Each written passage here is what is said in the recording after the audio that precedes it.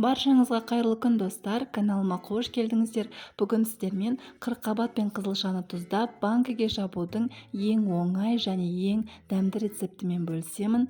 Ол үшін видеоның соңына дейін көріп, тіркелуді ұмытпаңыздар. Ол үшін бізге қырыққабат, қызылша, чеснок, тұз, қант, лавр жапырақтары, уксус, қызыл бұрыш және осындай бұрыш керек.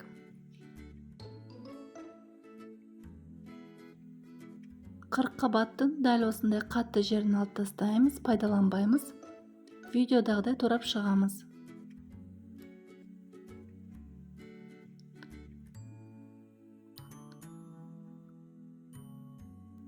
Қырыққабатты тураған кезде банкіге сиятындай етіп тураймыз.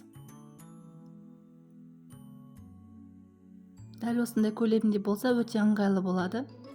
Барлығын осылай турап шығамыз. Қызылшаны да видеодағыдай турап шығамыз.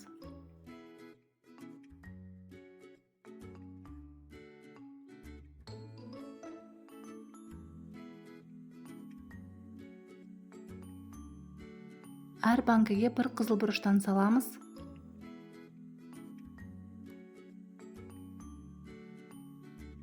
Үш литрлік банкіге және 2 литрлік банкіге тұздайтын боламыз. Ең алдымен қызылшаны саламыз.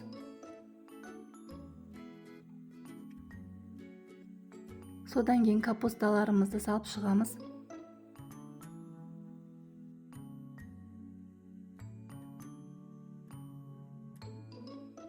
Міндетті түрде үстінен басып, тығыздап салу керек.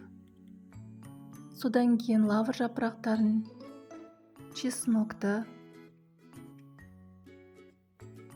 және осындай бұршақтарымызды салып шығамыз. Және укроп саламыз. Барлығын салып болғаннан кейін қайтадан свекладан бастап банкіміз толғанша кезегімен салып шығатын боламыз. Міндетті түрде тығыздап салу керек.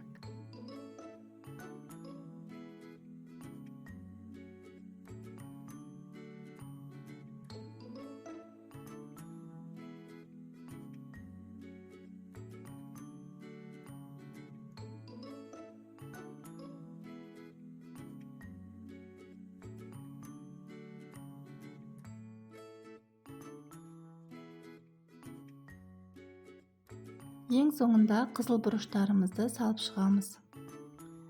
2 литрлік банкіге де, 3 литрлік банкіге де бір штуктан салдым.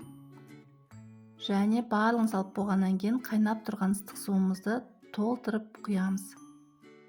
Бетін жауып 15-20 минутқа қойып қоямыз.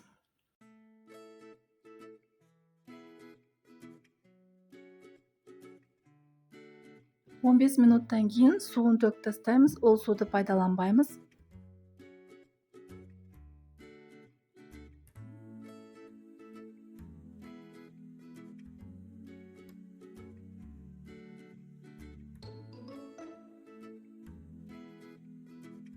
Суын төгіп болғаннан кейін қант, тұз және уксусымызды қосып шығамыз. 2 литрге 1 ас қасық тұз, 1 ас қасық қант қосамыз. 3 литрге 2 ас қасық тұз, 2 ас қасық қант қосамыз.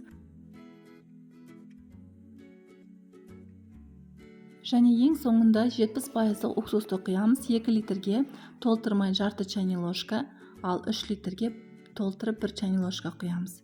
Және артынан жаңадан қайнаған ыстық суымызды бетіне дейін толтырып құямыз.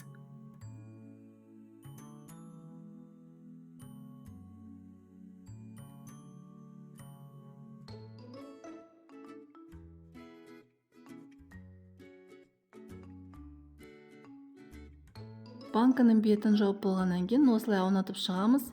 Қосылған тұзымыз, қантымыз, уксусымыз барлығы араласуы қажет.